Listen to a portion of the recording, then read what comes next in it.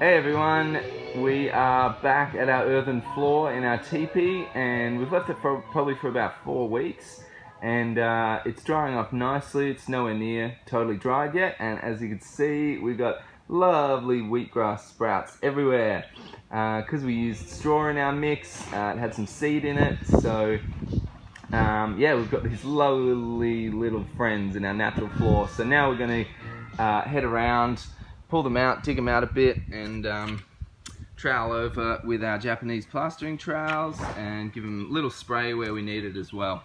So yeah, I'll keep you guys updated.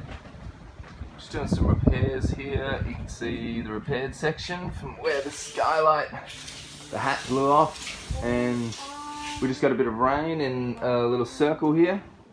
So yeah, it's just amazing to see how easy it is to repair something. This has just been sprayed with a spray bottle, and it started off like this, and now it's ended up like this. We'll let it dry out a little bit and then give it a second compaction. And here we are, we've just finished the repair of the skylight, and it's looking really good.